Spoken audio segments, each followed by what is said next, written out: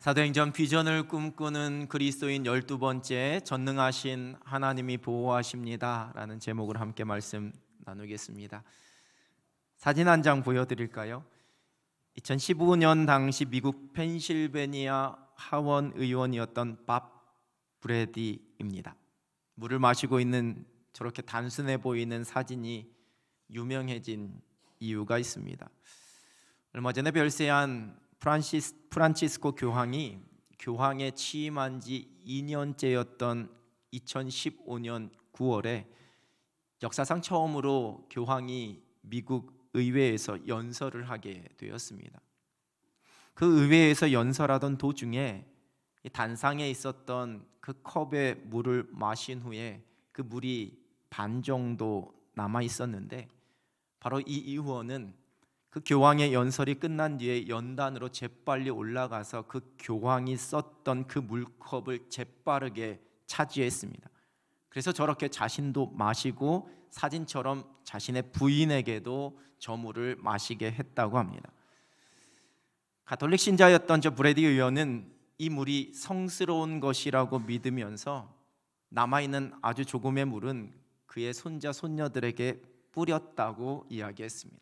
그리고 저 컵은 이제 갑오로 삼아서 자자손손 물려줄 것이라고 인터뷰했습니다. 혹 아쉬운 대로 제가 이 컵이라도 드릴 수 있습니다. 로마가 멸망한 이후에 분열된 서부와 중부 유럽을 정복 통합한 카롤루스 대제는 신성 로마 제국을 다시 수립해서 자신이 로마의 진정한 계승자임을 선포하게 됩니다. 그가 황제로 취임하면서 거대한 권력을 가졌던 그의 삶이 마치고 그가 무덤에 묻히게 되고, 그의 유해가 12세기에 발견되면서 그 유해와 함께 발견된 목에 걸려 있었던 펜던트가 아주 유명해졌는데요.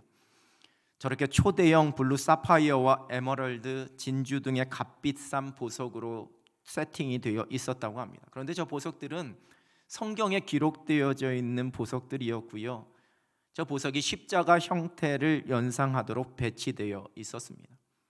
근데 이는 단순한 펜던트가 아닌 아뮬렛이라는 의미를 가지고 있었던 것으로 밝혀졌는데요, 이 아뮬렛은 우리말로 쉽게 번역하면 부적입니다.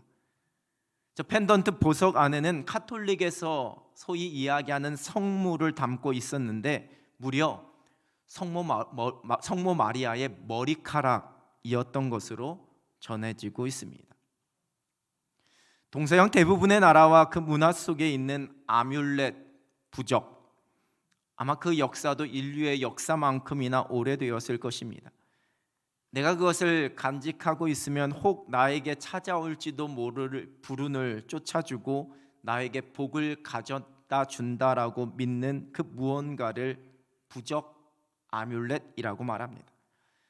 야곱의 아내였던 라헬이 아버지 라반의 집에서 야곱과 함께 떠나오면서 그 드라빔을 몰래 가지고 나옵니다. 집안의 복과 번영, 건강을 기원하는 신상과 같은 것으로 일종의 부적입니다.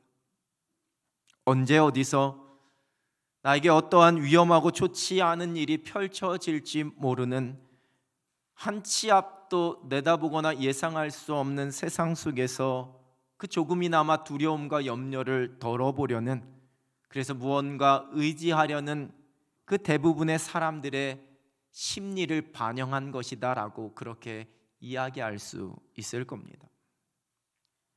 하나님 앞에 순전함으로 서 있었던 바울, 하늘의 지혜를 가지고 바리새파와 사두개파의 갈등을 일으켜서 공회에서의 그 상황을 모면했지만 여전히 안심할 수 없는, 또 무슨 일이 펼쳐질지 한 치 앞도 내다볼 수 없는 그런 상황 가운데 놓여져 있습니다. 공회에서 이 바울을 죽이지 못한 유대인들은 이제 당을 지어서 우리가 바울을 죽이기 전에는 마시지도 않고 먹지도 않겠다라는 결의를 했다라고 본문 12절은 기록합니다. 정상적이고 적법적인 절차인 사내들인 공의회의 공식적인 절차를 통해 바울을 정죄하고 제거하려던 자신들의 계획이 실패하게 되자 이제는 수단과 방법을 가리지 않겠다라는 뜻입니다.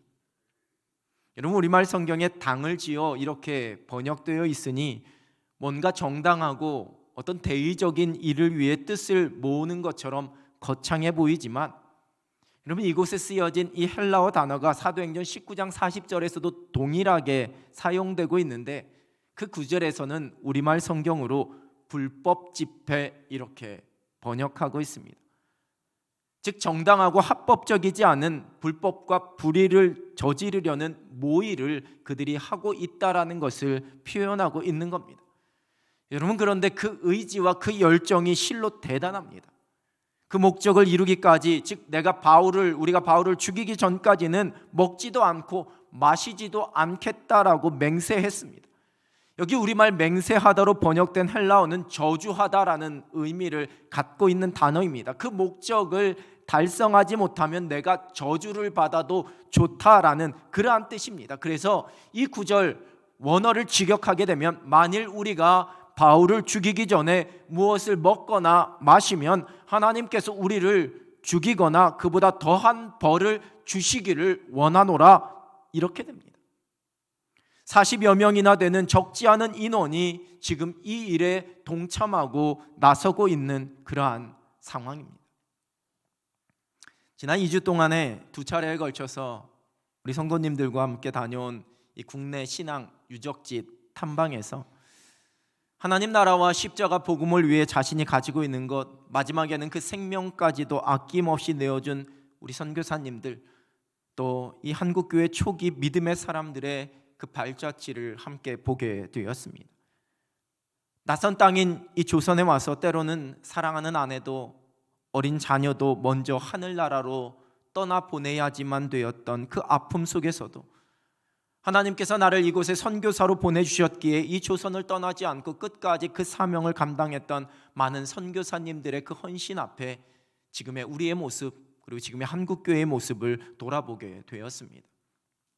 광주 양림동에 있는 호남신학대학교 교정 안에 있는 선교사님들의 묘역에는 당시 이 조선 땅에 왔던 선교사님들의 마음과 기도, 그 목적이 담긴 글이 사진과 같이 저렇게 적혀 있습니다. 조선의 짐을 들어주고 조선의 눈물을 닦아주기 위해, 조선의 짐을 들어주고 조선의 눈물을 닦아주기 위해 이 낯선 땅에 모든 것 다 내버리고 달려왔던 겁니다. 하나님께서 기뻐하시는 일, 이 복음의 진리를 위해서 자신의 모든 것을 바쳤던 고귀한 인생, 참 아름다운 흔적입니다. 여러분, 그런데 세상에는 그렇지 않은 사람들도 많이 있습니다. 악한 일에, 헛된 일에 자신의 모든 것을 쏟아붓고 사는 사람들이 생각보다 많습니다. 누군가를 살리고 위로하는 것이 아니라 누군가의 마음을 아프게 하고 누군가의 삶을 무너뜨리고 불의함으로 오직 자신의 이득만을 보려 하면서 그렇게 살아갑니다. 그런데 그러한 헛된 일에 대한 열심이 아주 대단합니다. 사도 바울은 복음의 진리를 위한 일에 자신의 생명을 걸었습니다. 사도행전 20장 24절입니다. 내가 달려갈 길과 주 예수께 받은 사명 곧 하나님의 은혜의 복음을 증언하는 일을 마치려 하면은 나의 생명조차 조금도 귀한 것으로 여기지 아니하노라. 또한 바울은 연약한 한 영혼을 위해서라면 나는 평생 고기를 먹지 않겠다라고 고백합니다. 고린도전서 8장 13절입니다. 그러므로 만일 음식이 내 형제를 실족하게 한다면 나는 영원히 고기를 먹지 아니하여 내 형제를 실족하지 않게 하리라. 바울은 오직 그 삶과 행동의 그 모든 목적이 하나님 나라와 복음이었습니다. 로마서 14장 8절입니다. 우리가 살아도 주를 위하여 살고 죽어도 주를 위하여 죽나니 그러므로 사나 죽으나 우리가 주의 것이로다. 여러분, 그런데 반면에 지금 이 유대인들은 자신들의 어떤 종교적, 정치적 목적을, 이익을 위해서 잘못된 자신들의 신앙적 신념에 사로잡혀서 헛된 것, 잘못된 것에 모든 것을 쏟아부으면서 자신들의 목숨까지도 걸고 있는 그러한 상황입니다. 당을 지은 유대인들 뿐만 아니라 지금 대제사장들과 장로들도 이 일에 동조하고 있습니다.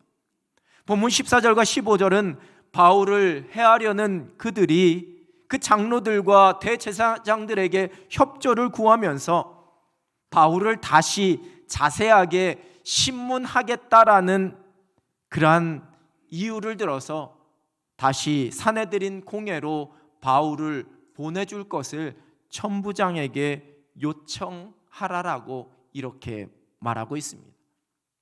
그러면 자신들이 그 공회로 바울이 가는 길에 몰래 숨어 있다가 이 바울을 죽일 준비를 이미 다 해 놓았다라는 그러한 계획이었습니다. 사람들은 그 목적이 무엇이든지 그 목적을 이루기 위해 밤낮으로 고민하면서 무언가를 계획하고 늘 무언가를 준비하면서 살아갑니다. 그 모습은 비슷해 보입니다. 여러분, 그런데 그 세운 목적이 무엇이냐에 따라 그 인생의 가치가 달라지게 됩니다. 그런데 문제는 때때로 선한 계획을 세운 사람들, 그 선한 계획보다 악한 계획을 세운 사람들, 그 악한 계획이 더 성공하고 더 흥왕하는 것처럼 그렇게 보일 때가 많다라는 겁니다. 하박국 1장 3절 4절 새번역 성경입니다. 어찌하여 나로 불의를 보게 하십니까? 어찌하여 악을 그대로 보기만 하십니까? 약탈과 폭력이 제 앞에서 벌어지고 다툼과 시비가 그칠 사이가 없습니다. 율법이 해이하고 공의가 아주 시행되지 못합니다. 악인이 의인을 협박하니 공의가 왜곡되고 말았습니다. 믿음 붙잡고 살아가는 사람들, 신실함으로 밤낮으로 노력하며 선하게 살려 하는 사람들, 말씀대로 하나님 앞에서 살아가려고 애쓰는 사람들, 오직 하나님 나라 복음의 일에 헌신하고 그 복음을 위한 일에 충성하는 사람들, 여러분, 그러한 사람들이 인생의 여정 속에서 만나는 실패와 초라함과 속상함과 무너짐, 병듦과 가난함, 갑작스럽게 찾아온 환난과 고통 앞에 때로는 우리가 이것을 어떻게 해석해야 할지 몰라 우리의 믿음이 흔들리게 되고, 정말 하나님의 공의, 하나님의 살아계심, 하나님의 신실하심, 하나님의 그 전능하심이 지금 일하고 계시는지 의심하게 되는 것도 사실입니다. 하늘의 지혜로 지금 공회에서 아주 통쾌한 한 방을 날린 것 같은 바울의 모습에 기뻐했던 것도 잠시이고, 계속해서 성경을 읽어가고 있는 우리에게 다시 마음 졸이는 일이 펼쳐지고 있습니다. 그저 자신의 지위를 유지하는 데 급급해 있었던 천부장은 분명히 이 대제사장들과 장로들의 요청을 들어줄 것이고, 이제 바울에게 또 한 번의 위기가 닥쳐오게 될 것이다라는 그러한 긴장감이 고조되고 있습니다. 그러나 16절 말씀은 지금까지 성경에서 한 번도 언급되지 않은, 또한 이제 이후로도 언급되지 않는 바울의 생질, 즉 바울의 누나의 아들인 조카가 등장합니다. 그가 이 모든 모의를 듣게 되었고 바울에게 와서 그 사실을 알립니다. 성경은 그 조카가 그것을 어떻게 알게 되었는지에 대해서는 설명하지 않습니다. 왜냐하면 그것이 중요한 일이 아니기 때문입니다. 조카로부터 그것을 들은 바울은 백부장을 부르게 되고, 백부장에게 자신의 조카가 천부장에게 할 말이 있으니 조금 인도해 달라라고 말하고 있습니다. 누군가를 통해서가 아니라 조카가 직접 그 천부장에게 이 모든 일을 보고할 수 있도록 백부장에게 부탁하고 있는 겁니다. 그 중간에 일어날 수 있는 많은 변수를 다 차단하고 있습니다. 여러분, 그런데 곰곰이 생각해 보면, 물론 지금 바울이 공식 재판을 통해 죄가 확정된 것은 아니지만, 그렇다고 해서 지금 바울이 백부장에게 하고 있는 부탁, 이 조카를 천부장에게 좀 데려가 달라라는 그 부탁을 이 백부장이 꼭 들어줄 의무가 있었던 것은 아닙니다. 이 조카가 천부장에게 가서 할 이야기가 만약에 거짓일 경우, 별 이야기가 아닌 경우 자신에게도 그 백부장에게도 얼마든지 불이익이 찾아올 수 있는 그러한 상황입니다. 그런데 놀랍게 백부장이 천부장에게 이 조카를 데리고 갑니다. 그리고 이렇게 말합니다. 18절입니다. 천부장에게 데리고 가서 이르되 죄수 바울이 나를 불러 이 청년이 당신께 할 말이 있다 하여 데리고 가기를 청하더이다 하매. 이 백부장이 천부장 앞에 가서 하고 있는 말을 자세히 읽어보면 그저 자신의 생각과 판단은 없다라는, 나하고는 상관이 없다라는, 그냥 부탁해서 무슨 말을 할지 나는 잘 모르지만 그래서 데리고 왔다라는 뉘앙스입니다. 물론 책임을 회피하기 위해 이렇게 이야기한 것일 수도 있지만 지금 이 상황이 상식적인 상황은 아니라는 겁니다. 그리고 이어지는 천부장의 반응도 마찬가지입니다. 19절입니다. 천부장이 그의 손을 잡고 물러가서 조용히 묻되 내게 할 말이 무엇이냐. 백부장이 데려온 그 바울의 조카의 손을 잡고 따로 조용히 가서 묻고 있습니다. 물론 아마도 바울이 로마 시민권을 가진 자였기에 그 바울을 함부로 대할 수 없었고, 지금 로마법에 어긋난 것도 아닌 그저 유대인들 사이의 종교적인 갈등으로 인한 이 일로 인해서 자신들이 백부장이나 천부장이 불이익을 당할지 모른다라는 그러한 걱정 속에서 그랬을 수도 있습니다. 그러나 그 또한 하나님의 간섭하심의 손길임을, 능히 사람의 그 마음을 움직이시는 하나님의 일하심임을 우리는 고백하게 됩니다. 다니엘서 1장에는 이 바벨론의 포로로 끌려온 다니엘과 세 친구들이 바벨론 왕이 주는 음식과 포도주로 자신들을 더럽히지 않기로 뜻을 정하는 그러한 일을 기록하고 있습니다. 여러분, 이 말씀을 묵상하면서 아주 극적이고 이해되지 않는 놀라운 일 중에 하나는 이 포로의 신분이었던 다니엘과 세 친구들이 감히 자신들을 관리하고 있었던 환관장에게 우리가 이렇게 뜻을 정했습니다라고 이야기하는 장면입니다. 그래서 성경은 그들이 이렇게 말할 수 있었던 것 또한 하나님께서 다니엘로 하여금 그 환관장에게 은혜와 긍휼을 얻게 하신 것이다, 이렇게 해설해주고 있습니다. 그러나 환관장은 그 말을 듣고 내가 만약 그렇게 해줬다가 너희 얼굴이 초췌해지면 내 머리가 왕 앞에서 위태로워진다라고 그렇게 거부하게 됩니다.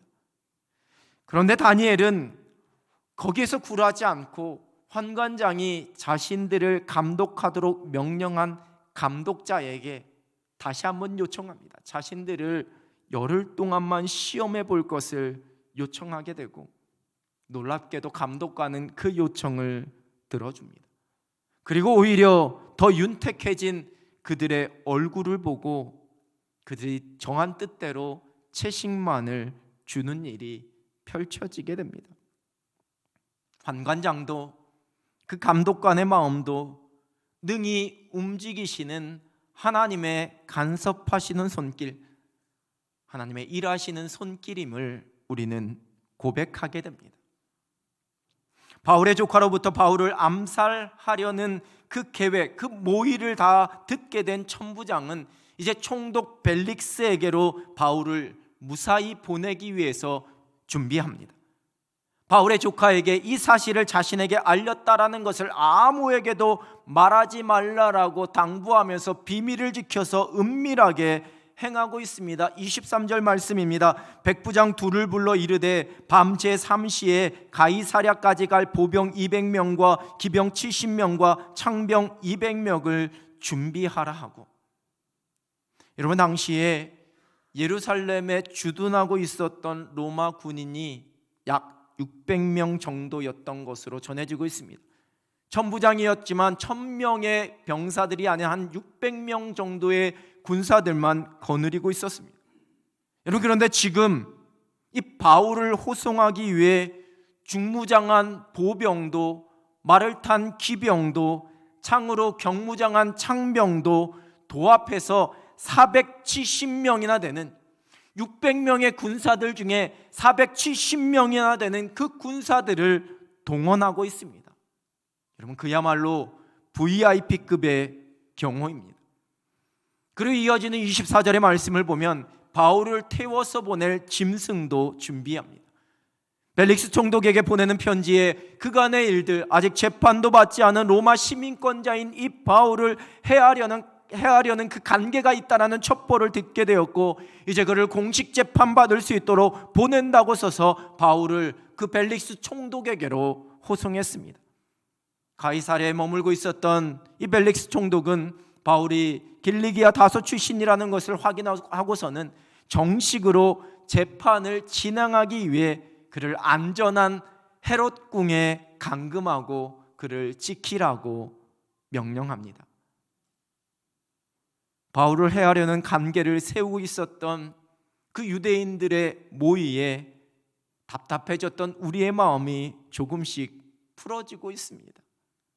전혀 예상하거나 계산할 수 없는 방법으로 하나님께서 필요한 사람을 세우시고, 하나님께서 그 사람들의 마음도 움직이시고, 그 모든 악한 관계에서 벗어나게 하실 뿐만 아니라 오히려 더 확실하고 안전한 방법으로 그 바울의 발걸음을 인도해 주시는 그 하나님의 놀라운 손길을 발견하게 됩니다. 백부장이나 천부장, 그리고 바울을 맞이해 보호한 총독 벨리스가 그것이 정의였기 때문에, 그것이 하나님 나라 복음을 위한 일이었기 때문에 그렇게 한 것, 여러분, 물론 아니었습니다. 그저 그들은 자신의 정치적인 안위와 권력적 이익에 대한 계산에서 그렇게 행한 것이었습니다. 그러나 하나님께서는 그 모든 것을 다 사용하셔서 하나님께서 작정하신 일을 이루어 가고 계십니다. 사도행전 23장 11절에서 바울에게 분명히 약속하셨기 때문입니다. 그날 밤에 주께서 바울 곁에 서서 이르시되 담대하라, 네가 예루살렘에서 나의 일을 증언한 것 같이 로마에서도 증언하여야 하리라 하시니라. 여러분, 바울이 로마에까지 무사히 안전하게 가는 것, 그곳에 가서 복음을 증거하는 일은 바울이 다짐한 일이 아니라 하나님께서 작정하신 일이었습니다. 이 모든 상황들은 그 작정하신 일을 이루시기 위해 바울을 보호하시는 전능하신 하나님의 손길이었습니다. 목회자이자 많은 기독교 서적을 집필한 맥스 루케이도 목사님이 에스더 말씀을 묵상하면서 쓴 나는 이 때를 위해 지음받았다라는 책이 있습니다.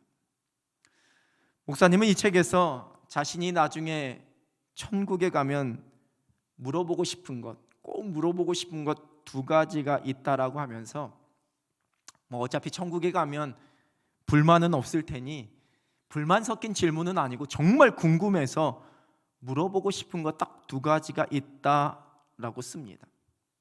그 2가지는 왜 하나님께서 모기를 만드셨고, 왜 하나님께서 중학교 시절을 만드셨을까라는 질문이라고 합니다. 과연 이 모기와 이 중학교 시절이 이 세상에 꼭 필요할까라는, 이 사람의 피를 빨아먹는 그 조그마한 해충이 없었다라면, 이 아이도 아니고 성인도 아닌 그 중간에 불안정한 시기인 이 중학교 시기가 없었더라면 세상은 한결 살만하지 않았을까라고 이 책에서 적고 있습니다. 이 미국 중학생도 한국 중학생 못지 않은가 봅니다. 여러분, 세상을 살면서 도무지 이해가 되지 않는 일들이 있습니다. 왜 나에게 이러한 상황이 펼쳐졌을까? 왜 나에게 이러한 사람이 만나게 되었을까? 세상에 이러한 일은 왜 벌어지고 있을까? 아니, 옳지 못해 보이는 사람들이 왜 더 성공하는 것 같고 더 잘 사는 것 같을까? 언제까지 이 세상에서 이러한 일들이 펼쳐져야지만 될까? 언제까지 나는 기다려야지만 될까? 하나님은 정말 이 나의 모든 이 마음을 다 알고 계시고, 이 상황을 알고 계시고, 정말 이 세상 가운데 일하고 계시고 간섭하고 계시는 걸까? 하나님께서는 바울의 주변에 있는 모든 사람들, 심지어 그를 죽이려고 모의를 했던 40여 명의 사람들까지도 그 하나님의 작정하신 일을 이루어 가시는 하나님의 선한 도구로 사용하셨습니다. 요셉을 구덩이에 던진 형들의 그 악함도 선하게 사용하셔서 하나님의 구원 계획을 이루시는 도구로 삼으셨습니다. 무엇보다 하나님께서 작정하신 그 일을 이루시기까지 세상의 그 모든 악한 사람들과 세상의 위험과 세상의 악으로부터 하나님의 사람들을 철저하게 보호하셨습니다. 그리고 마침내 하나님의 뜻을 이루어 주셨습니다. 시편 3편 5절과 6절입니다. 내가 누워 자고 깨었으니 여호와께서 나를 붙드심이로다. 천만인이 나를 애워싸 친친다 하여도 나는 두려워하지 아니하리로다. 하나님께서 나를 붙들고 계시기에 수많은 사람들이 나를 해하려 몰려와도 내가 두려워하지 않는다 고백합니다.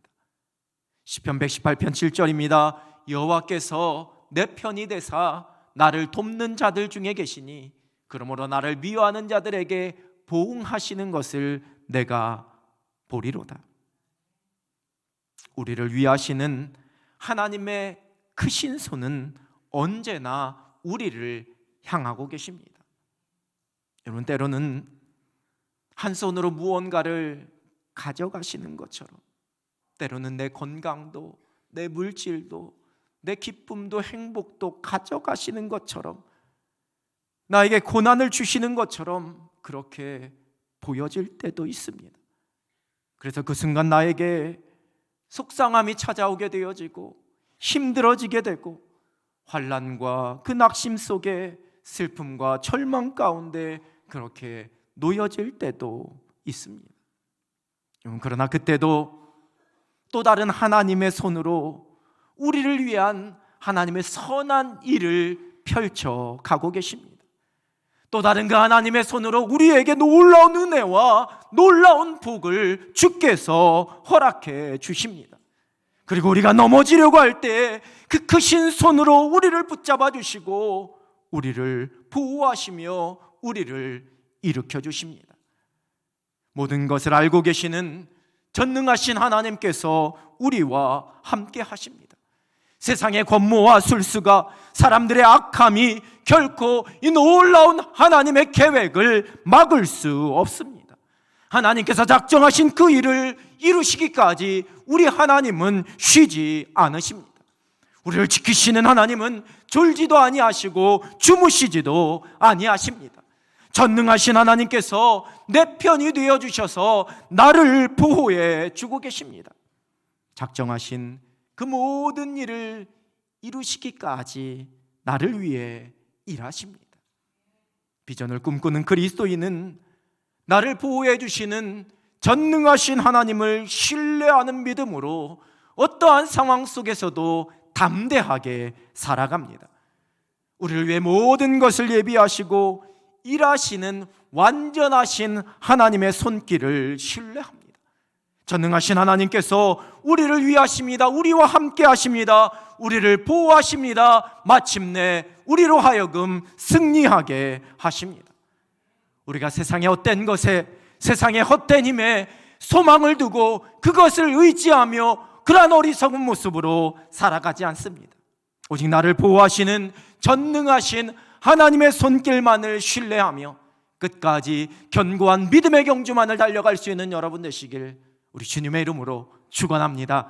기도하겠습니다. 하나님 아버지, 이 땅에서 만나는 수많은 일들 가운데 우리로 낙심하거나 절망하거나 두려워하지 않게 하여 주시고 여전히 나를 보호하고 계시는 전능하신 하나님만 의지하며 그 손길 붙잡고 살아가는 믿음의 사람 되게 하여 주시옵소서. 내가 만나는 모든 사람들도, 내가 경험하는 모든 상황도 마침내 작정하신 그 하나님의 뜻을 이루시기 위한 하나님의 놀라운 도구임을 고백하며 하나님께서 하실 일만 기대하며 믿음으로 승리하는 하늘 백성들 되게 하여 주시옵소서. 예수 그리스도의 이름으로 기도드립니다. 아멘.